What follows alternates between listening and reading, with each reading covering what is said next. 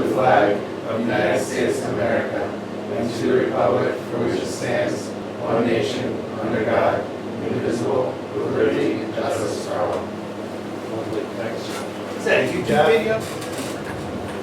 Is there any correspondence from the public audience? No correspondence. All right, well, with that, we'll jump right into agenda item number 3. Okay. Ben? Yeah. In the package, actually, package is in order of things that we're going to discuss. So what I wanted to spend a minute showing you, maybe 2 minutes, is where we are with enrollment. So this enrollment sheet is double-sided. The side I want to look at first is up at the top. It says actual 22-23, and in the second section it says projected 22-23. So these are our elementary enrollments. We have 15 open choice students, and I'm looking at the top section. And if you go all the way over to the right, you can see that our total student count is 2,187. We have 116 teachers, and so the average class size is 18.9 students. Comparing that to the lower section, which is the projection that we had for this school year, we are actually within 3 students overall for the district. However, the 2 schools that have exceeded our projections, and it's in the lower section in green where I show the difference between actual and projected. So Doolittle has 15 more students than was projected, and their average class size is up 0.6 students over the projection. Highland is up 40 students over projection. And we did have to switch teachers into Highland. So we still met the projected number of teachers that we budgeted, but where those students fell, for the most part, increased Highland Doolittle, and you can see that Norton and Darcy were below the enrollment projection.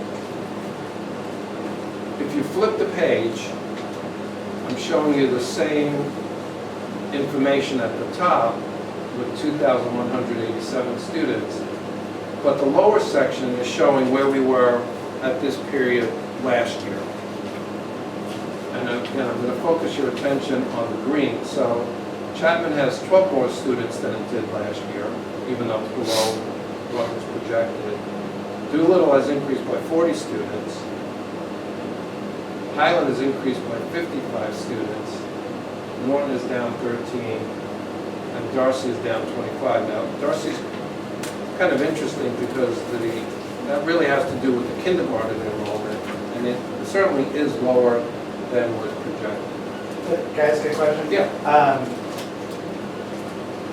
Does the 25 students from Darcy, are those represented in the 40 number for Doolittle? Didn't we move a class out of Darcy into Doolittle? No.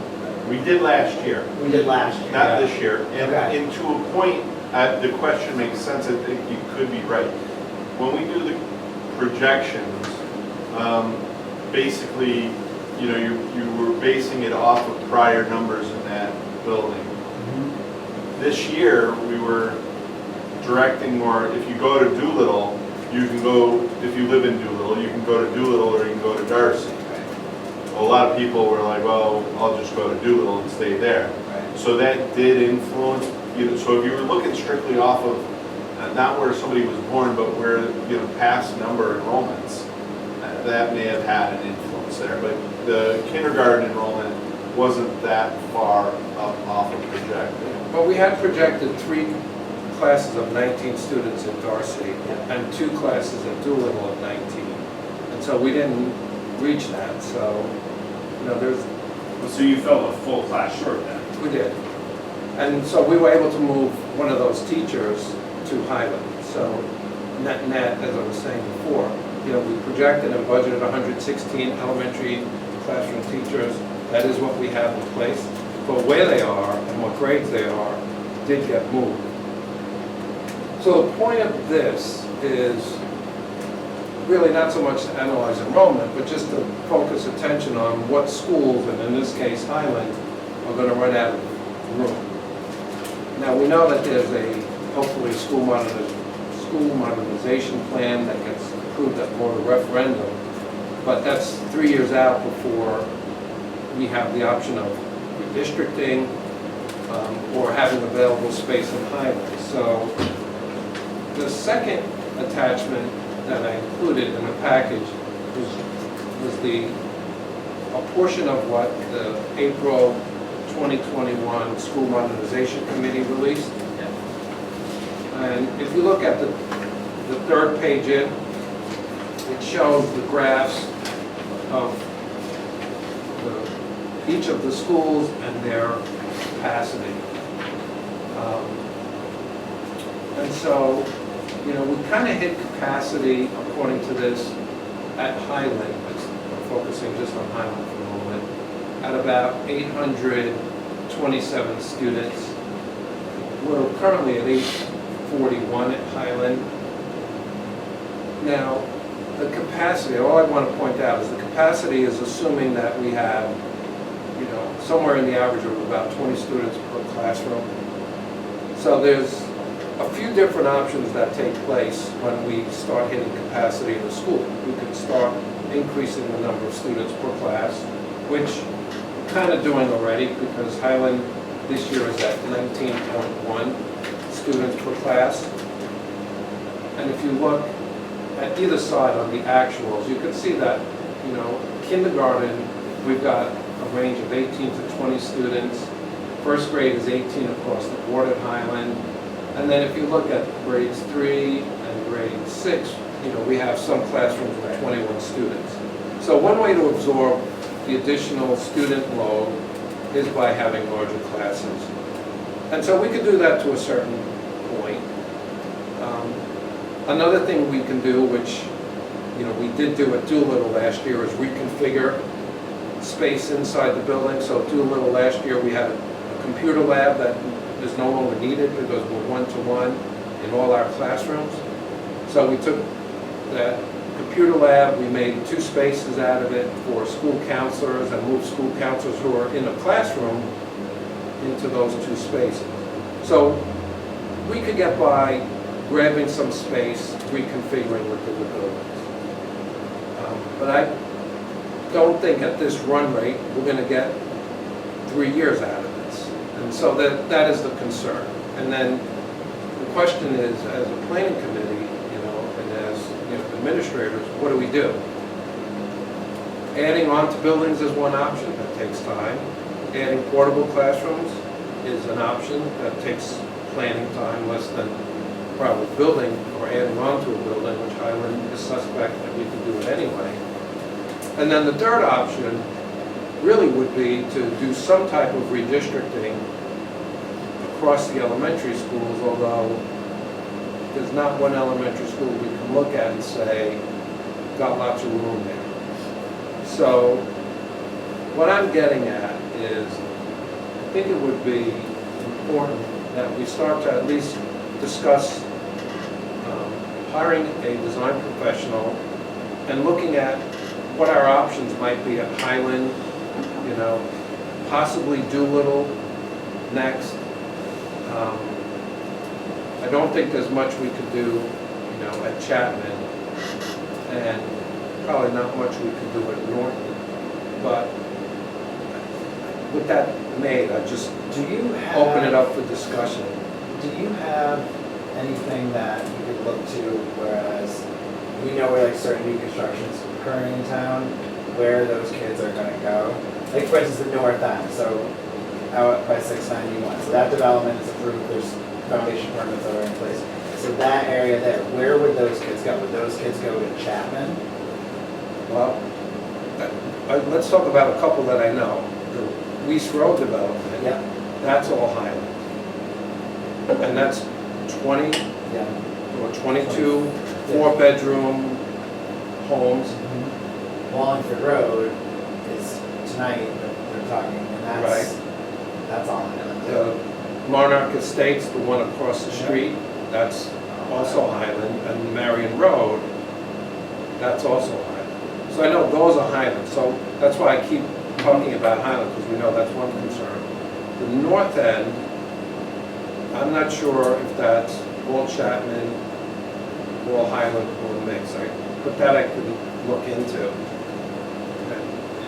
Just in Is there a terms, street, I'm sorry to interrupt you, is there a street out there? Well, I think you would look at All like Birch Drive, or Right, so those are Birch- residential, like out off 322, that's those Birch neighbors. Drive. Yeah, is there another development going up there? well, the one by 691, off of Dickerman Street. Oh, yeah. So Vin, with regard to what Andrew was just getting at, do you happen to know off the top of your head if any of these new developments, you might know it, are any of them on the actual district lines?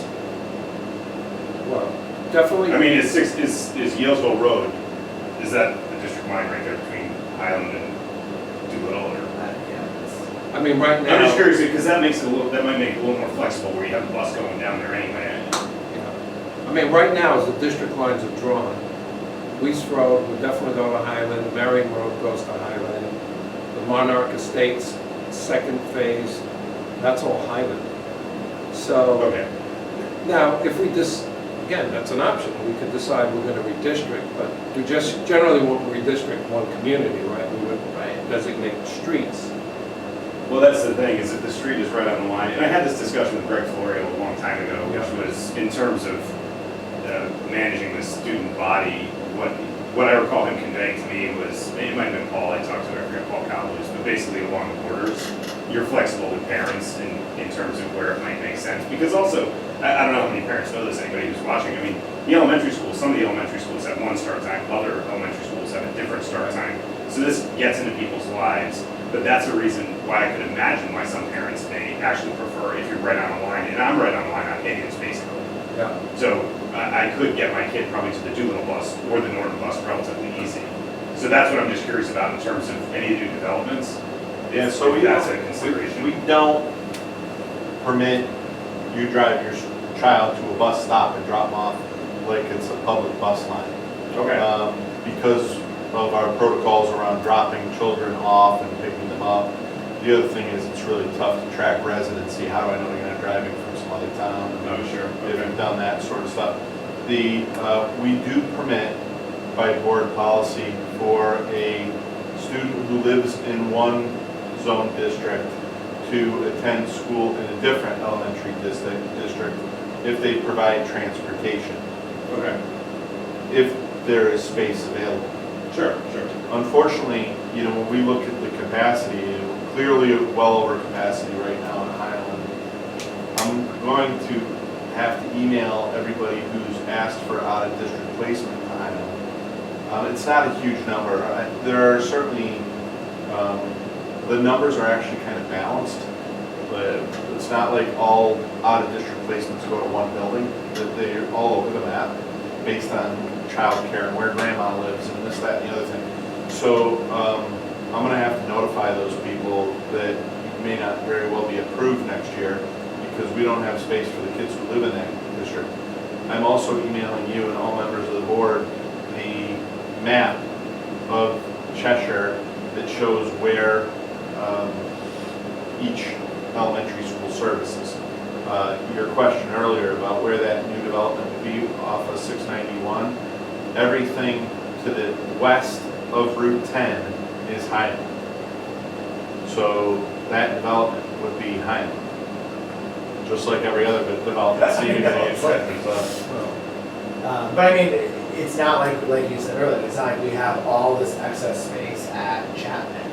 Whereas we can say, okay, Chapman might be Right. closer than Highland, Right. so instead of the bus driving past by Chapman, those kids don't know any different because they haven't lived here yet, so we would be moving somebody out of an existing neighborhood. That's, I mean, We could do a it's an carve-out. option. Yeah, but I mean, there's how much capacity is even at? Right, exactly. It's not like there's 50 empty seats there. Right. What's the bus, is it a mile and a half bus roll? If to, A mile for If- elementary. yeah, unless you're in kindergarten. Yeah, So kindergarten's a half mile, it's a mile to the bus stop max for the other grades 1 through 6. so, And sidewalks are not required. yeah, I know this. That's another issue. Yeah. So we're proposing to try to come up with something that's the least disruptive? Or, I'm just concerned about redistricting now and then having to do it 3 years later. Right. My recommendation is let's hire somebody to start looking at where we could potentially add portables or expand on a building. Neither one are great. I would think that those are probably better options than redistricting.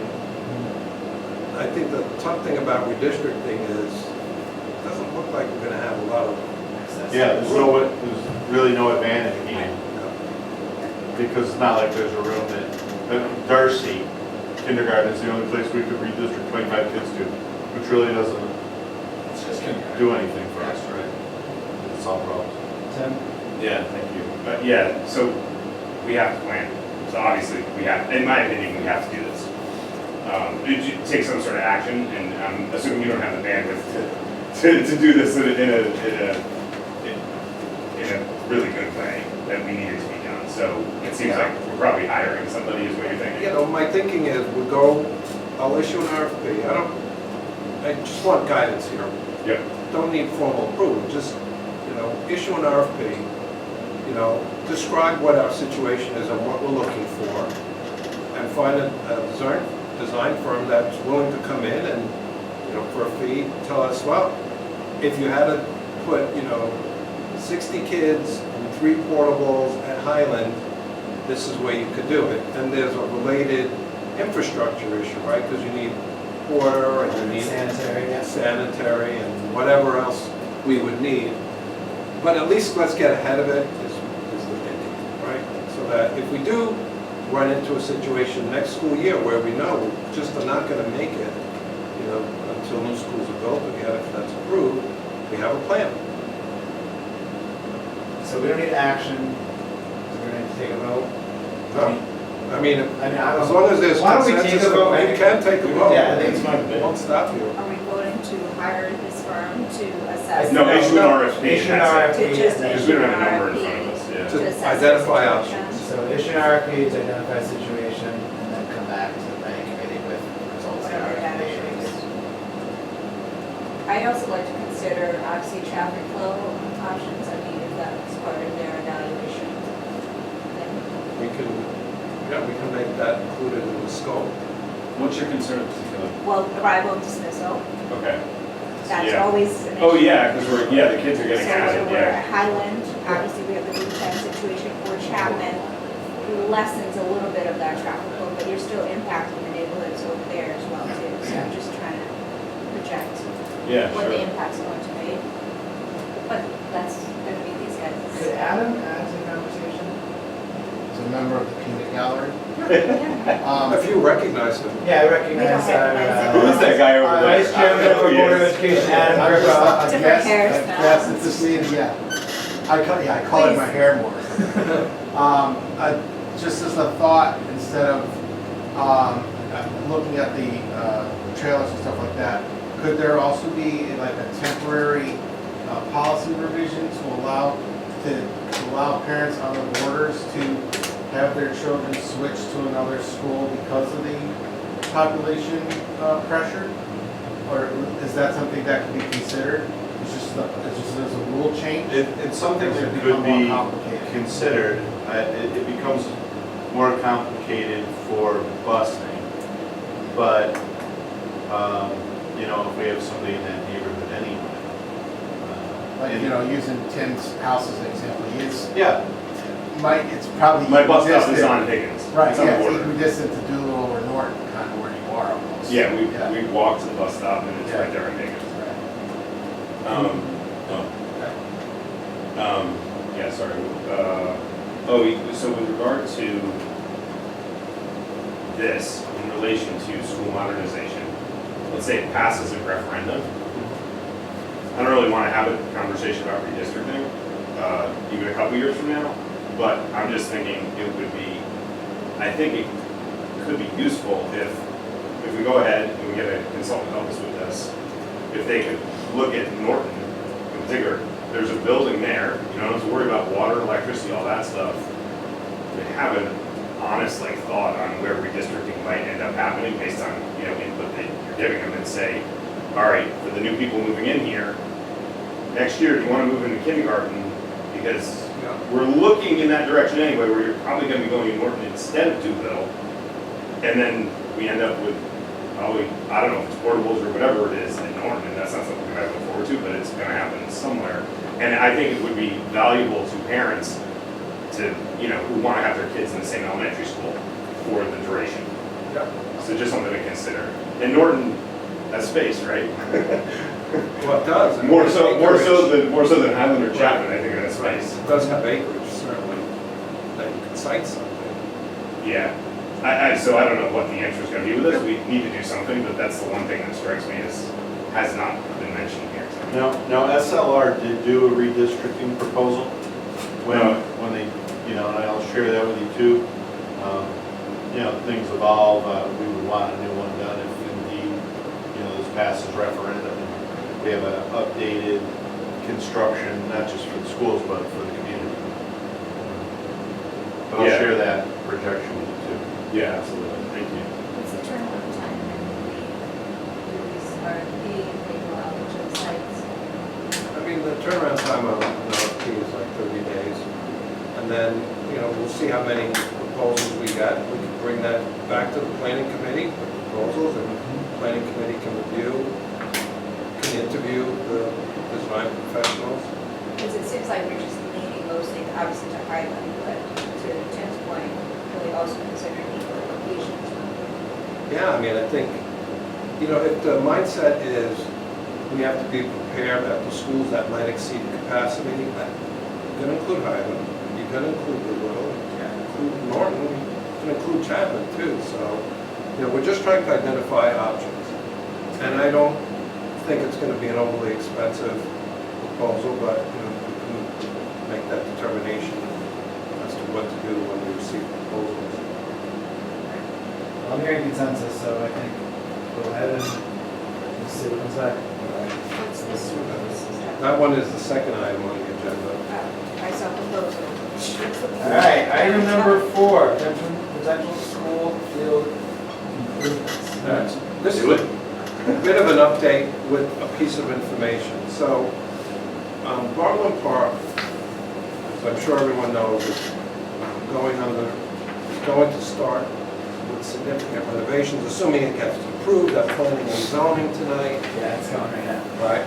So the result of that will be they will lose 2, I'm not sure if they're baseball, I think one's baseball, one's softball field, but we're going to lose a couple of diamond fields in that process. So that's kind of bad news because there's a shortage to begin with. So we've been talking with Andrew, John Golick, who's the Director of Park and Rec Program, Sean Kimball, Jeff, Rich Cobat from the school side, about taking some of our existing fields at the schools and improving them so that they can be used to allow for softball and or baseball. So we issued an RFP, and that's what this proposal form, I just shared it just for informational purposes. You know, we issued an RFP to make general field improvements. We prioritized Doolittle and Highland as the key fields because they're the largest. The proposals that we got back here are pretty expensive.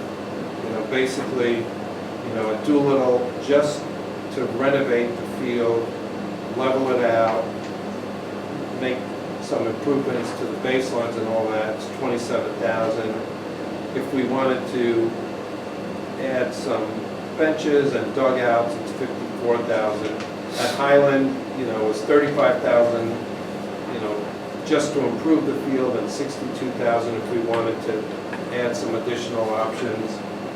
And then, you know, Chapman, Dodd, and Darcy, all told, if we were to engage to do this, it's $327,000.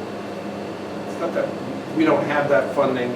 The issue of funding we will talk to Sean Kimball about, but really the point here is that we know we need to make some improvements to the fields if they're going to be used, you know, in particular for, you know, the, not only Little League, but also some of the adult leagues that use these fields. These fields are not in great shape. They need an investment. Unfortunate that when we issued the RFP, we did have two other local firms that did come to the walkthrough, but they didn't provide proposals. This particular firm is out of Hawthorne, New York. Not that that's necessarily a bad thing, but the pricing is not very attractive. So, I Can I ask did, a question? Yeah. Were you done? I'm sorry.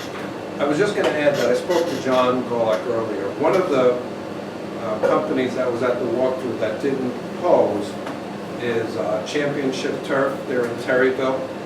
So I'm gonna reach out to them tomorrow just to find out, why they didn't propose and if they want to submit a proposal.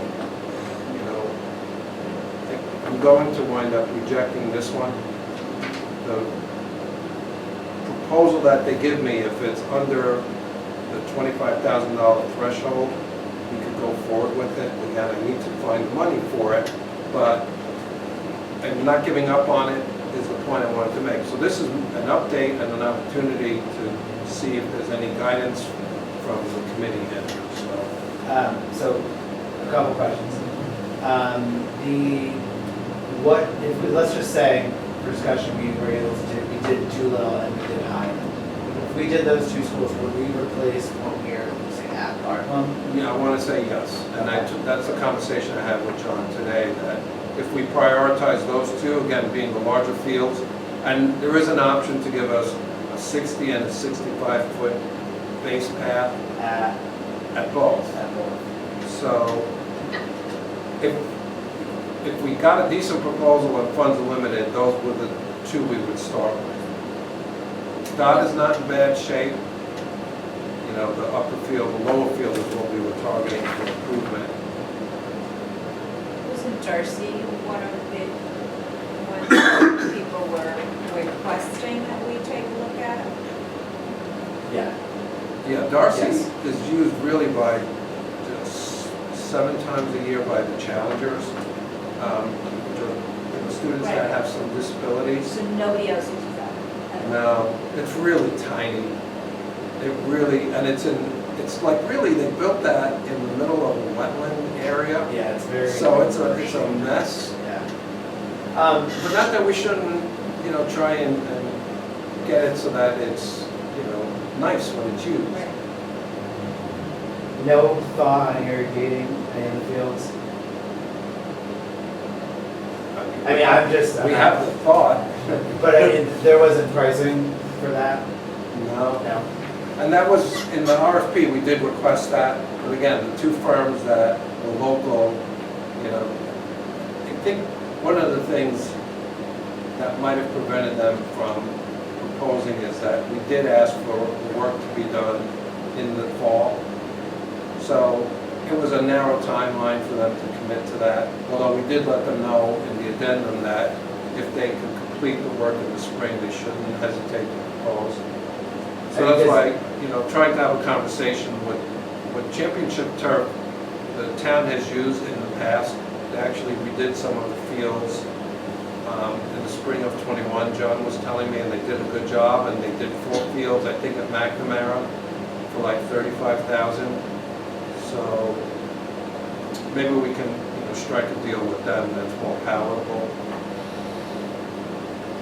Just because my fear is if we move forward with these fields, won't be ready to play. And if we'd just be hydro seeding. I'm assuming we're going to grade, we're going to do leveling, we're going to hydro seed it, and then there's no water. And how is the turf going to establish in order to play it on? That's why if we could do it like in the next 2 months, That, right. right? Right, It has right. time. Right. Yeah. I mean, we're not talking about putting sod and, this is just, And, I know things cost money, so. the other thing that John brought up, Andrew, is that maybe we can use some of the public works crews. They have some equipment. They might be able to kind of provide an assist along with our maintenance guys to do something quick and dirty if we can't do anything else. And this doesn't directly benefit schools.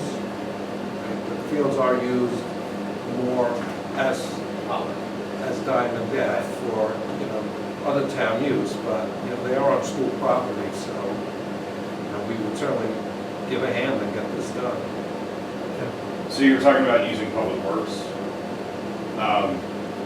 Did Public Works, I don't know if you know the answer to this, Public Works, did they do Bartland Park?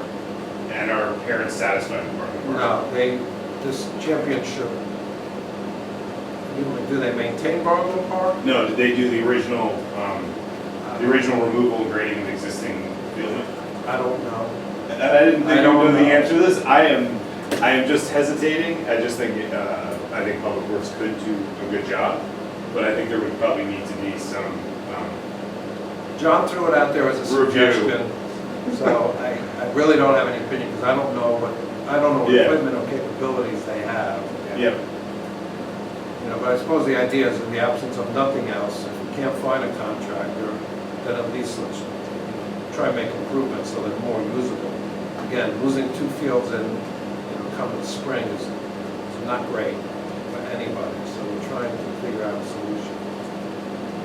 Wasn't that part of what they projected when they considered doing this? You know, I don't Yeah, understand. it's not bad either. And then I why think the are answer we- to that is, no, John Holick was aware that this was going to become an issue. So, he raised it, up to the surface. The one thing that I will add, that is a little bit of an issue in using school property for these fields, is that we're not allowed to use any kind of pesticides or chemicals, on any of our properties. So that is a disadvantage to having fields on town property where you can use, chemicals. And that's what I'm, full disclosure, I'm part of this discussion, Yeah. my other role, and, I just, for spending this kind of money, I don't know what we're gonna really get out of it. I mean, we can't treat it, there's no water, like, the turf is gonna, we're really, they're recommended they're gonna create this great base, hydroseed it, get ready for it, and like, will the turf establish?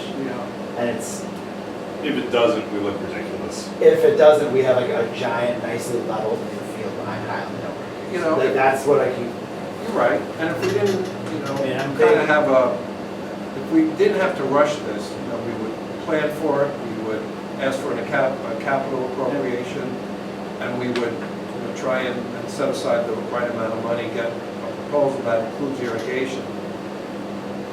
I mean, irrigation is not overly expensive. I mean, doing the Great Lawn at Bartley Park, it's a $60,000 line item. Yeah, And that's and you a got, lot larger than right. we're talking about here. I mean, I would just, if we could, at least just talk to them about, I mean, if they're talking about removal and grading, well, this is just the infield. You're talking about doing the whole outfield as well, right? That's what I'm assuming? Doesn't look like it based on this. No, I don't see that. That's actually surprising to me.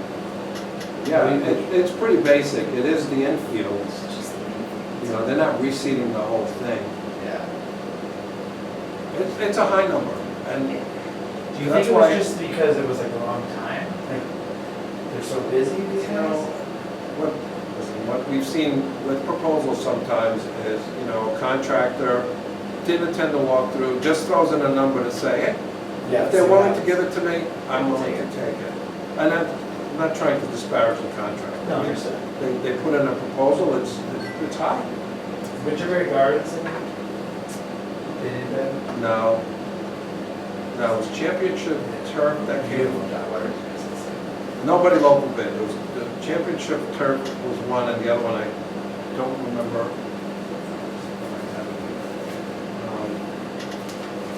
They were also a local firm, but they didn't throw in a bid.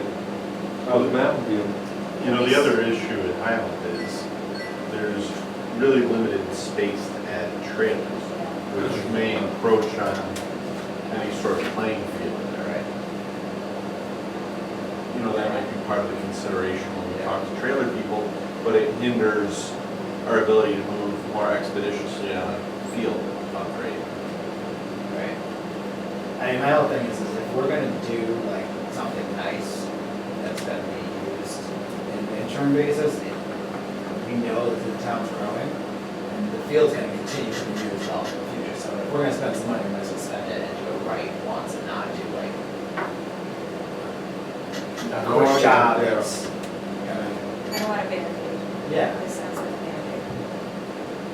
Yeah, and if, oh, sorry. No, good. Well, if all we are doing, if all is being proposed here is infields, and I didn't read through each of these things. If it's just infields and then we want to do the outfield later, you're going to be bringing in the heavy equipment. I don't think that really makes sense to do that. That's, what are the two fields that are going offline? I missed that. There's a Middle baseball school. field.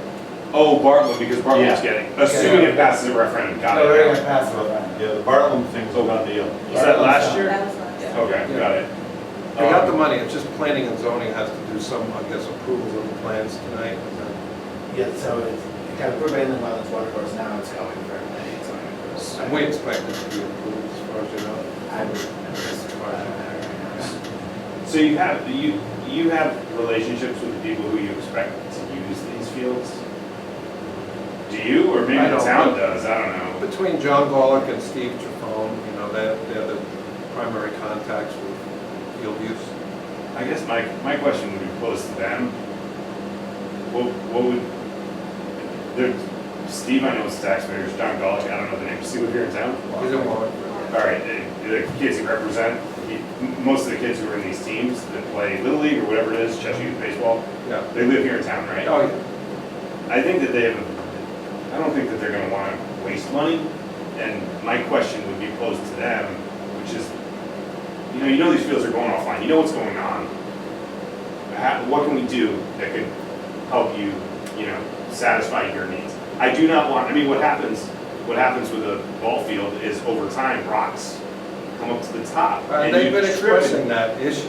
But yeah, I'm saying it to the parents who are out at home who have seen this. So you don't want a kid to trip and fall and hit their face on a rock or something like that. I mean, I don't mean to, overplay this, but there are real, issues that exist there. I would ask them, I'd ask John Golick, or Steve Trefone and say, what would need to change here to make this work for a temporary fix? Is that it's a scheduling nightmare if they don't have access to two fields that are lost already. Yeah. You're scheduling games, you don't have fields to schedule on, so now we're taking our kids out of town and pushing it out on the, If you even can find the fields out If of you town. can, yes. But what would work for a temporary fix? We got a quote in here for $300,000 for 5 or 6 fields, but let's say, do we even want to spend $100,000 on something that could very well get totally, could be made useless in another 3 years' time as we continue school modernization, if it continues to move forward? And then you're rolling out heavy equipment on the ball fields that you didn't do the outfield for. I think they'd probably look at it, not that anybody's gonna be really happy in this situation, including the users, but there might be a middle ground where they have some thoughts on what could be done in a relatively quick and less expensive fashion. I'm right there with you. Yeah. That's why I'm gonna try and reach out to Championship Turf, see if I can have a conversation and, figure out the next logical step here. Yeah, I just see like Doolittle, like that to me is like the field that, it's got great visibility, it's got parking, it's right in the front of the school. We know Doolittle, it's gonna be, when it's gonna be renovated, it's gonna be in the back half. I'm like, to be blunt about it, Doolittle and Highland are gonna get anything to modernization for a really long time. So at least making their fields nice would be a nice thing to do for those facilities. But you're still considering trailers, which Which, Jeff said, right, still so if you look impacts. at where the trailers fall on the property. Okay, so Doolittle is probably the first option, but what about the other schools that won't have any overlap and as we're moving along to redistrict and all that jazz? Adam, I have like a 4 or 5 part question. You're limited to 3. we expect nothing I'll see if less. I can condense. This is important, that's what it's good, it's good, it's important. So, to begin, what is the estimated completion time of the Bartlett project? A year from this summer. So like 10 months or upcoming summer? I honestly. July 24, that would be. Yeah. Okay. Oh, so like 22 months then, almost 2 years. Yeah, yeah. Because it hasn't been, yeah, so it's been bed, and so. Oh, yeah, that'll Start start, yeah, construction. this has got to go That's planning and zoning it. first, Right. yeah, that makes sense. And the two fields in question are the softball field and the major league field. They're both at the front of the property on each side of the driveway. On the south side of the driveway is where we're gonna lose the fields. The one on the Yeah. north stays. So the That's newer a ones JV that were baseball built field, by- yeah, you're right, The correct. one with the big backstop in the dugout. And the, yeah, and the, That one is it's like staying. temporary home run fencing and stuff like that. That yeah. one's staying, but Those, the, no, those are, yeah, yep. So if you're pulling out of Cheshire High School and you make a right, the field's directly on your left behind, once you get past the youth center, those are the ones that are I going. normally see like softball games and stuff like Yeah, that. Little League, Little yeah, League, Little League softball. Okay, so the one that has a lot of the, I'll call it more permanent fencing Correct, on the left side, near yeah, the gazebo. yep, yep, That's the field that we're, That's the, that's staying. that's staying. That's the Okay, other ones are the other- ones that- Okay, all right. Let me see. So if we improve those the two fields, let's say at Highland and Doolittle or whatever, we're talking about improving those schools. If referendum passes, we have the opportunity to perhaps have fields at those two new sites as well. That, Right. so that's that, but that would be 2 or 3 years out. That would help our condition now. In 2026. But we're talking about future investment that could potentially be there. If we are to improve the fields at Doolittle and Highland, or if, yeah, that's probably the only place we could do it. Would we have to engage in like an MOU with Parks and Rec or anything like that? And would those fields be subject to our fee structures that we have with other properties that we allow Parks and Rec to use? Do we run into any of those kind of scheduling availability? I mean, the scheduling, pretty much Park and Rec does the scheduling for those fields. And there's no fee. They maintain them, like during the playing season. We cut the lawn, but they'll schedule and maintain them to the extent they need to be maintained. And we don't do that with an MOU, which is kind of an unwritten agreement that we have, and it works fine. The question of who's paying for it, that will come up. As far as I'm concerned, Sean and his ARPA funds can cover the cost, but this would be a really easy decision. If the pricing came in at 10 to 15,000 a field, I mean, it'd be really easy to say, okay, let's just figure out how to pay for it and get it done. The fly in the ointment is that we didn't get enough proposals, and the one that we got is too expensive. Why is Chapman more expensive? Because Chapman needs a lot of regrading to make that field work. There's actually 2 fields there, I was gonna so. say, we're doing two fields. Yeah, Although if you add, it's less costly to do those two at Chapman than it is to do Doolittle and Highland to get $3,000. I mean, I'm hearing what you're saying, and I'd be comfortable moving forward if it made more sense, and it just, I don't feel comfortable with the information that we have right now, the cost, it would make sense to do it, it just doesn't. well, I'm gonna keep forging ahead. Yeah. Again, this was an update, and I know Andrew has been very involved in this, Thank you. on both sides of the street here, I so. did miss the walk. Still not. We didn't miss all that much. Nah, but it We did talk to the contractors that were there, told them what our priorities were. So hopefully I can, get some kind of a number, even if it's for the spring. How many contractors came for the walkthrough? Mountain View and Championship Turf. And Mountain View was out of Chicopee, Mass, so they did not, neither one proposed. Okay, so you can do another request. I could just make a phone call and have a discussion, certainly, since they wanted to. We went to Winterberry too. So I had really good experience with that. How do you get it out? Do you just put it on like the state bid list or CCM? Oh, no, or well, we CAPE? have to, there's a process. We have to advertise it in a local newspaper. Yeah, Then we do put it on the state contracting portal. We sometimes take the link, if we know a contractor that is Sure. of interest to us, we just send them the link to the RFP that's posted on our website. all right, so the state contractor portal gets foot traffic?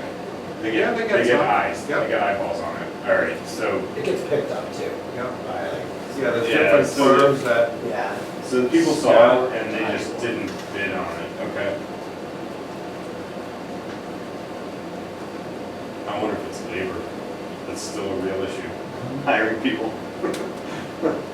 yeah, I mean, we did go to bid late, you know, in the season. I'm sure, you know, these contractors had their plates full already, so they're not gonna bid if they can't do the work. Yeah. All right, item number 5, student transportation matters. So this, I have a few items here that I linked together because I think it makes sense to do so. First point is, you know, our 5-year contract with DACO expires not this coming June, but the following June. And I think that becomes important because the next 2 items are related to the contract expiration and what we want to do. So the second item B there, we've got 0.84 acres that are at the bus depot that we had already slated to make some improvements. Right now, there's only one entry exit. We wanted to extend the driveway, add a second entry exit so that we can have more of a loop, which would help improve traffic, because we do back up in the mornings and the afternoons when the buses are leaving and returning. And we have $125,000 that was appropriated for that work.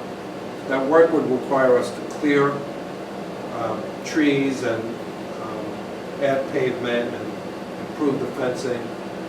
DACO was Where willing on the to, top, is that like the Towards west Route side of 10. the property? Okay, yeah, Okay. towards Route 10 and So the back. east side of it? Can we get the GIS map Yes. up here really Can you? quick? I don't know if that's easy, if it's complicated, I don't wanna bother, but I'm just thinking if we could look at it on the map. Yeah, if you start that up, we could pull it up. Now, the $125,000, I don't think would cover what we originally wanted to do, but DACO was willing to participate in the improvement effort. For example, they could do the tree clearing. And we didn't get this to the point of going to planning and zoning, so, you know, we had an initial plan designed by SLR now, it's Malone and McBroom, so they're engaged, but we haven't done anything with it because we applied or requested that the State Department of Corrections give us the property. Because it's owned by the State Department of Corrections, it's been leased on 5-year terms for many, many years. So the good news is, and I just attached a copy of the act, in the last legislative session, a bill was passed essentially giving us all 3.26 acres of the bus depot property. So we're just in the process of doing the paperwork. We have to get a survey done and a legal description, so I'm handling that in the background. So that's good news, that we won't need the state to approve any of the improvements that we need done, and we don't have to worry about renewing a lease in the future. And the state's been really good, but, you know, it's just an administrative burden that will be relieved of. So, that brings us to the question of what do we do in terms of the alternate fuel buses? We know, I think everyone knows that we, you know, looked closely at applying for the most recent EPA-funded grant to add electric buses, and it just was a little bit too complicated. The window was short. We didn't actually apply, and we certainly expect that there's going to be future funding opportunities. And talking to DACO, you know, they are positioning that if you want to do something now, propane's probably a more cost-effective option than electric, because electric buses are more expensive, and they did do an analysis that they showed me that I didn't want to share because I can't do it justice.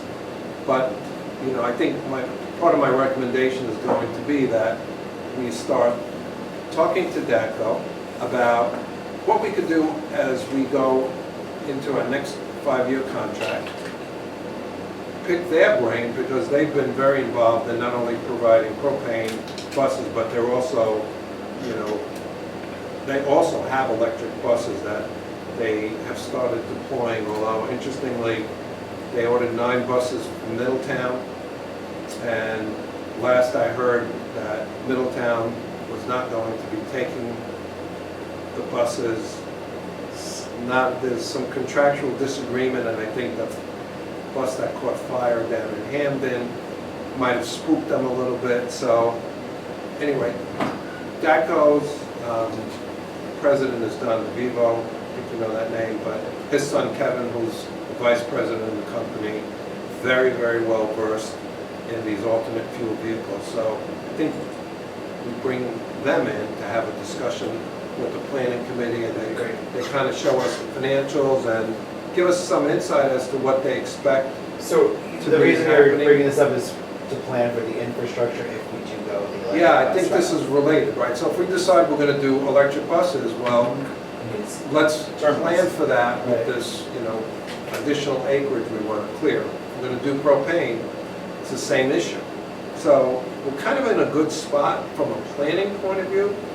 You know, the one thing that our contract expiration with DATCO, there's usually one of 2 routes you go. Put it out to bid, or we renegotiate a new contract. We put it out to bid 2 cycles ago and wound up selecting DATCO. They were the lowest bidder. The last cycle, the current contract that we're in, we did not put it out to bid. We had renegotiated a deal with DATCO. And basically, it was, you know, no increase in year 1 and then 2% increases in the following 4 years. And they added GPS and equipment on the bus fleet that we needed. So, you know, one thing that I do want to put out on the table is if we're going to try and renegotiate a new contract, this would be the second term that we're renegotiating. But it's worth having the discussion. We're under no obligation if we have a discussion to renegotiate a contract. It would require board and council approval. I just want to make sure everybody's aware of that. So that's why I kind of put these all as, you know, for planning purposes, let's link this together. And I would think the first step is when the planning committee's ready, we start with a conversation with, you know, the principals at DATCO about what our options are. Make sense?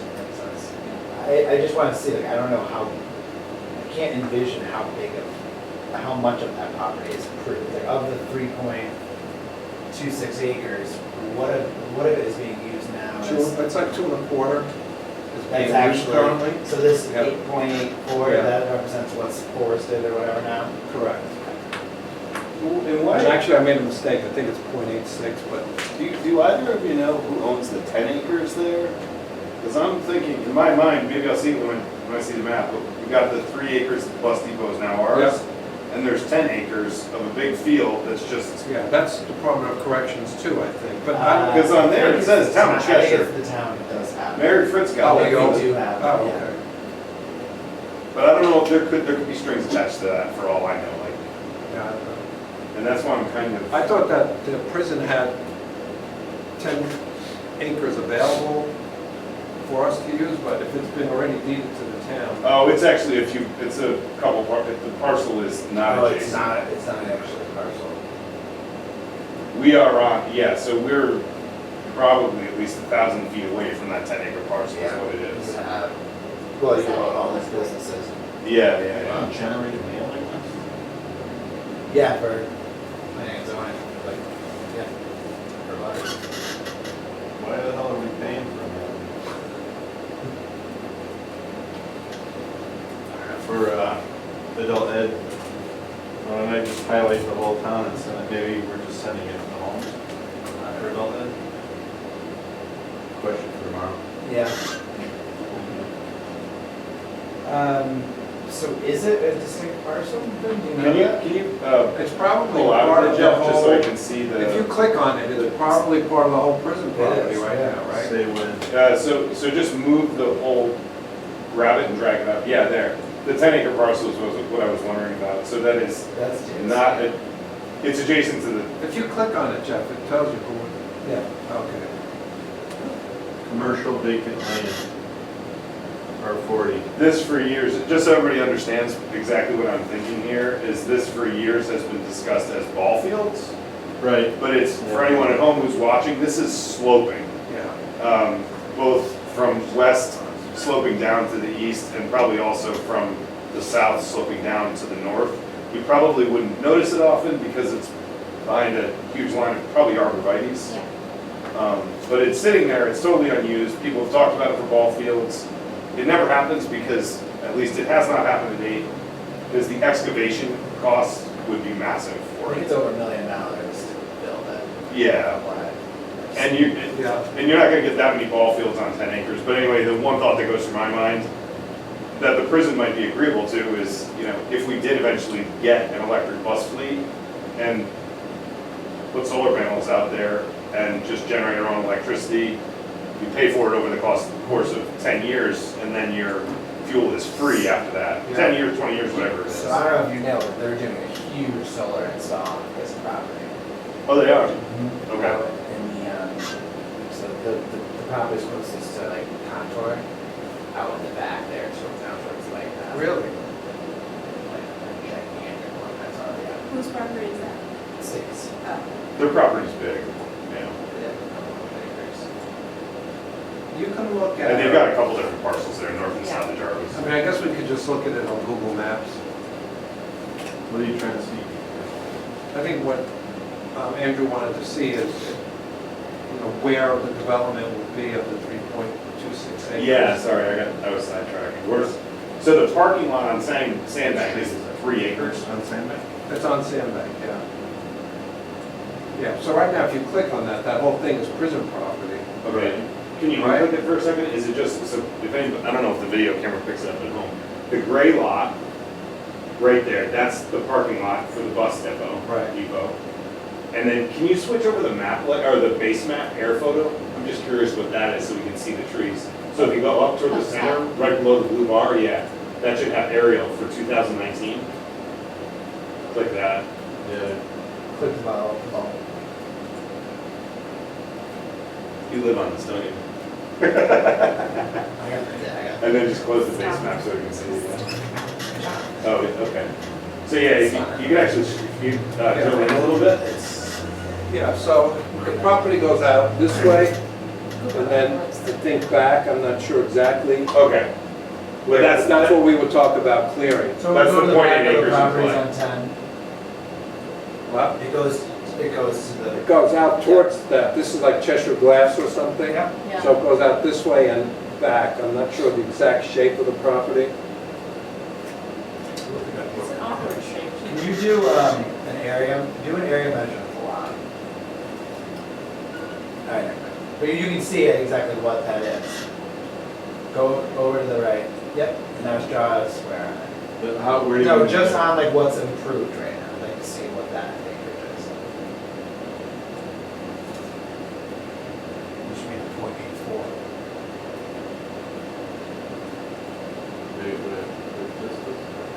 You should be able to draw lines on it. Every time I go to click, it just drags the whole thing. There's several boxes now. Click and hold, see if that helps.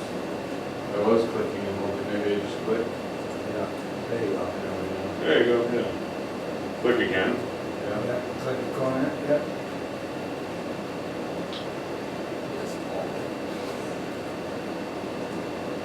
Double. Yep, double click it. Alright, so that's And you third, yes, quarter. that's a third of it. So it's probably all that wooded area. Yeah, you gotta go right up to the fence line. Yeah, it's gotta be that whole wooded area. That's gonna turn into 4 acres. 3+ acres and that another 0.8 acres.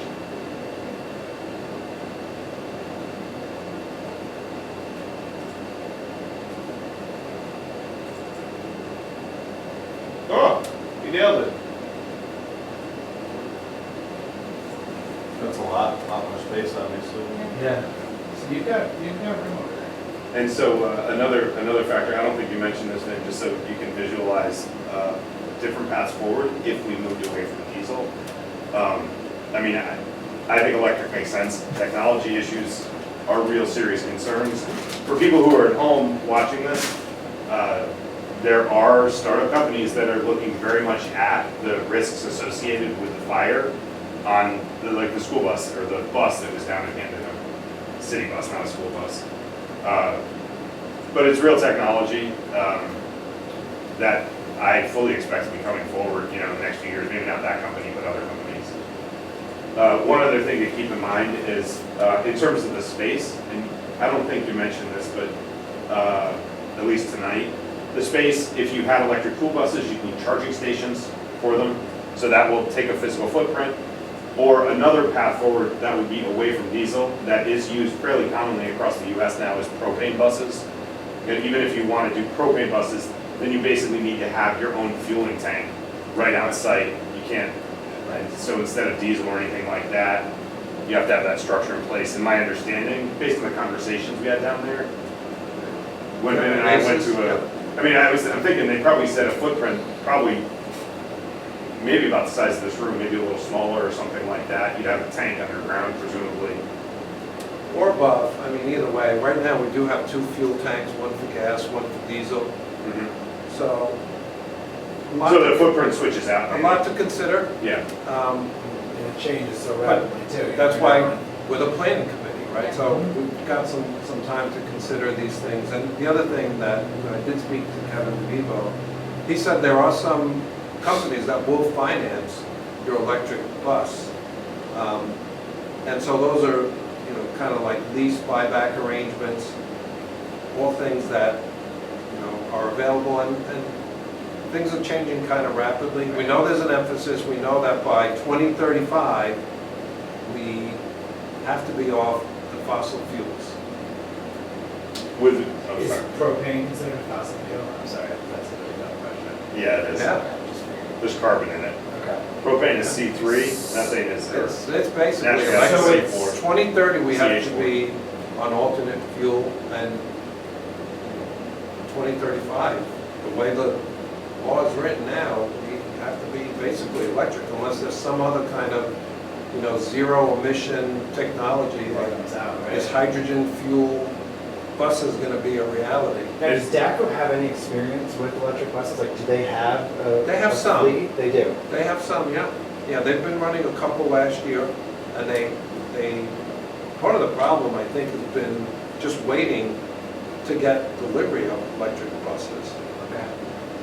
Yeah, they did. Middletown got their first fully electric bus probably 2 or 3 years ago. It was a short bus. It wasn't a full 70-seat bus. But I think they've added a couple. Vin and I, in July, we got invited to ACES. They have a full-size, a Type 1, Type 1? 70-seat electric school bus that they brought us for a tour on. Just like, Yeah. 2 or 3 miles. They just drove us around North Haven, basically.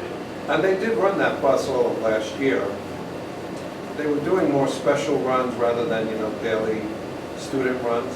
But, it's certainly, there's some buses out there, that we can look at. And when I did go and visit DACO, and they did have an electric bus on the lot that they showed us, they had a propane bus, that they've been running propane for quite a few years now. Do we know what electric bus terminal looks like? Like, is there a prototype or is there an A example? terminal? Like if we were to build we needed infrastructure for this on Sandbank Road, like, what are we talking about? Is it? Plugs. For- Like, I'm Yeah. picturing like the ones No, you we- see like a. Yeah, no, we saw it over, they have it over Right. at North Haven, one option, I mean, Yep. it's basically, it was probably about the height of this ceiling. It was probably this wide and maybe, I don't know, 2 feet deep or something. It was like an oversized gas pump.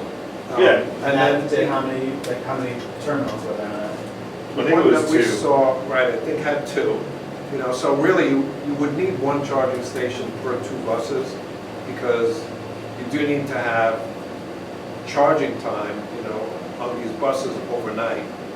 Now, there's a whole infrastructure, electrical upgrade that's Yeah. gonna be required, so we're early stage. Yeah. But Eversource said they would be able to act in an expeditious manner, and when I say expeditiously, the impression I got from them was on the order of months, not years.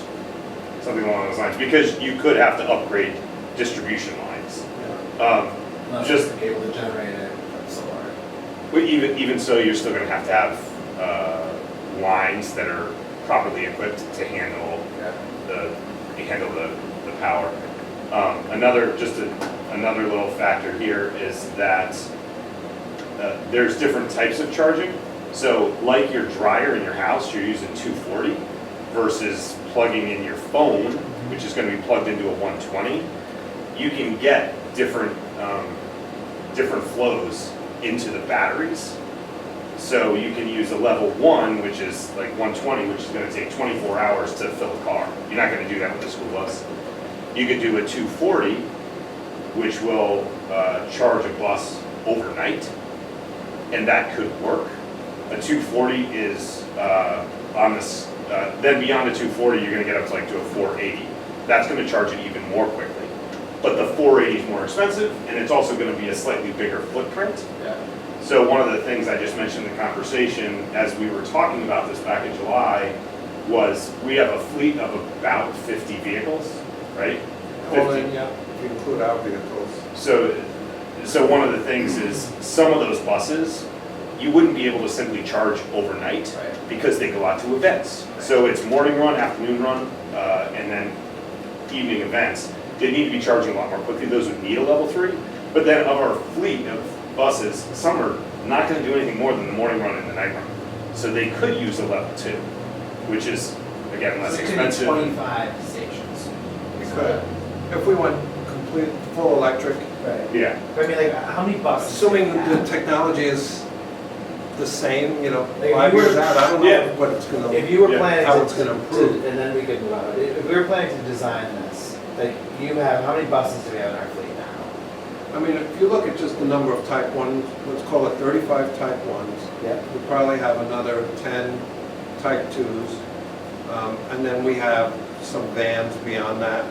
What's the type 2? Is that the short bus? That's the short bus, but Okay, not I van. just, so we can understand, there's Yeah, the yeah, long yeah. bus, the Yeah. 70 Yeah. kids, the short bus. and the 77 vans. passenger, 24 passenger, and then a van is usually. So we need 20, 26. to be smart, we would have 25 charging slots. Potentially, yes. Yeah, the space consideration is clearly an important Right. element of what we need to discuss and plan for. So what do we need to, what are you thinking? We request the I think additional the next step 0.84 acres? is, that's already done, that's in Oh. the works. Okay. So there's just a transfer that has to come from the state. Well, I think the next step here is, you know, the committee's agreeable. We'll set up another planning meeting, we'll start our discussions by bringing in the experts from DATCO. Yeah, I think I would just Get get up. up with that. I mean, and it's real, it's gonna be mandated in the next, 10 years? Not even. And keep in mind that we basically, what is the number of years over which we turn over our fleet? 10? How long do you have a bus for? Yeah, I mean, we don't have buses older than 10 years. Okay, so we're looking And it at, depends on mileage, but yeah, 10 years is. okay, so if we go with 10 years as a turnover, and we're supposed to be done by 2035, that means we're starting in 2025. Right. Are you shortening, are you looking to shorten the contract? Is that what No, you're- he's saying that. No, I'm not even talking about a contract. Yeah. If you have a 10-year turnover and you're supposed to be done with something by 2035, that means you're probably gonna be starting the turnover in Right. 2025 or 2026, whenever. You don't do it in 2035. We have to You get it cycle done either that- way. Yeah. Well, Based no, on I- mandate anyway, so. Yeah, no, but I'm just, in terms of like planning, if you just do it in your normal course of events, where you're doing that turnover on an annual Right. basis, then we'd be starting in just a few years.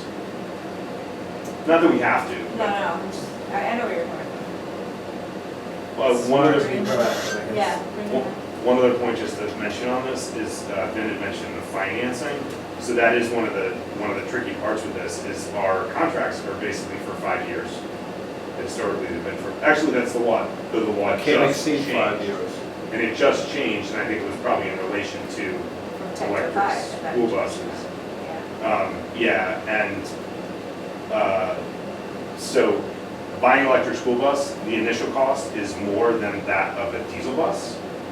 And so what the financing companies are doing are basically, there's a sweet spot for them where they have hundreds of millions of dollars to throw at buying all these buses, and they're just leasing it back to us. But it makes sense when they get the 10-year contract. And I think the first one I saw was probably like 2 or 3 years ago. It was in Maryland, it was Montgomery County, which was hundreds of school buses. They redid the whole thing. I don't know where that stands today, but they did actually start it a few years ago, so. And I think that was the first financing company I had heard of. So it's not entirely new at this point. There is a little bit of history out there as to how those things are working. So I'm hoping Jacko can have those for us as well too. What are the financing options? Or at least alternative to supplement the future. Yeah.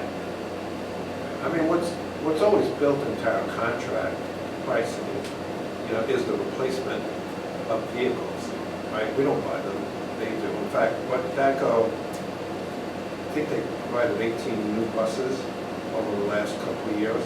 Okay. Now, that's just part of the normal process of the contract. If we're doing an upgrade to electric in our next contract, let's say, they would certainly price that in, and our price would go up, but we would be getting an electric fleet. That's just as an example. So the discussion with DACO becomes critical, at least to get an idea of, what would an all-electric fleet look like from a price and then an operational point of view. Right, and with early planning, your leverage is worse, I see. Yeah, I mean, it could be good. And there are other factors too that, thoughts that got mentioned to us in our meeting over at ACES. So let's say we get to the point where we're 100% electric buses or non-diesel buses. We're taking those buses to other towns for sports. What happens? Can they fuel up if they need to when they're there? So one of the things that's happening around, with people involved in this is they're trying to encourage schools to get charging stations, not only at the bus depots, but actually at the schools. So if they need to, they can come in, and you can come up with mechanisms to pay for it, where, like not Venmo or whatever it might be, where you just have the bus driver, you give them the code, and they can transfer the money around. So they can just pull up, they're the only ones with the code to charge at that time. So they can just pull right up, not worry about a line or anything like that. And again, the cost, we would expect that the cost would be offset by some level of incentive, and hopefully those incentives can be, funneled right to the bus provider so that we don't have to wind up, improving capital dollars, but that's all items that we'll be able to discuss as we start working through the process. Okay. So I will set up, DACO to come and, DACO at our next planning meeting. all right, item number 6, other matters, pending solar carports. So I tried to get an update from the guys, like Morgan over there, and Yeah. the name of the company just escapes me. Energy Resources. Thank you. Because Doug is gone. Yeah, he's gone. I got his email bounced back. I tried to get an update on, is the pricing for these solar carports, any better than it was? Because the reason that we have the ZRAC approved, but the reason we didn't go forward is because the pricing is prohibitive. And I haven't gotten a response back, so, I did put a request out. I'll just follow up with an email to the committee to let you know. Remind me what it where was, that stands. Yeah, it's just gonna ask. So It was- we I think it was Highland and Doolittle. we submitted and we got approval for ZREX to build solar carports at Doolittle and Highland. And the Xerox of the incentive. Correct. State incentive. The cost of the materials is so high with the steel. It's financially, it's not going to be in our best interest to go forward. But the feeling was that, because of the pandemic and material shortages, the price of steel and other, components that we would need to build these would come down. So that's what I was trying to get an update on. Now, the ZREC is good through April of 2023, so it doesn't give us a lot of time, so I do need to get an update, but As soon as I get it, I will pass that along. Okay. And that's, Is that? I have one question.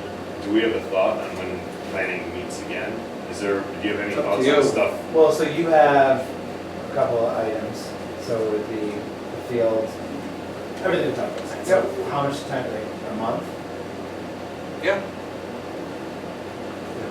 You want to look at your calendar?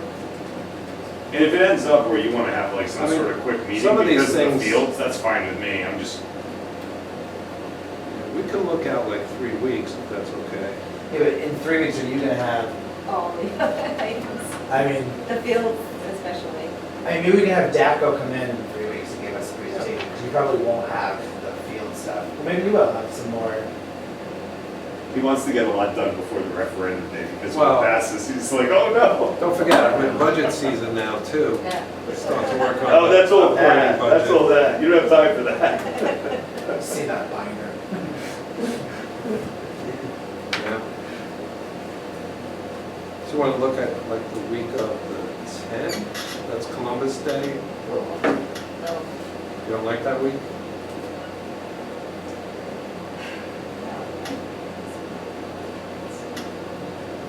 Go the week before.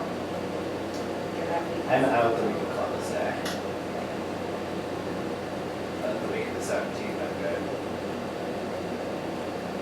The week before, is that enough time then, the week before? That gives The you week of about 3 October weeks. 17th? Yeah, what about October 17th? That might be better. That's fine. I mean, I'd rather have a meeting with stuff. Packed together? Yeah, Okay. than have, Yeah, I don't want to have a meeting for no reason. I'm Right, just thinking because I there's a don't few think- things here where it could be if we useful. go the week before Columbus Day, Yeah. you're not gonna have enough time to. Can we aim for Wednesday? You want Wednesday? Anything As else? long as it's 7 or I later. can't. Wednesday's bowling Mondays and night. Tuesdays are, I work, I, We have a Board of Ed meeting on Thursday, the 20th. I can't be there on Wednesday, but I don't know that it's necessary. I don't think Do it's. you We could wanna We could do Wednesday, the 19th, at 7. Yes. That works for me. I'm done at 7. Awesome. And I don't drink wine, Paul, if I have a meeting. If I have to. Okay, so I'm fine with Wednesday, October 19th. And we could even do Thursday before the Board of Ed meeting if you want to, we probably all have to get together and you might want to meet right before that. Yeah, let's shoot for the 19th. Sure.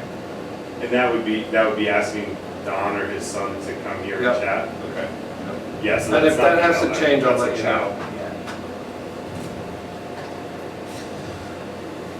Okay, well with that, can I have a motion to adjourn?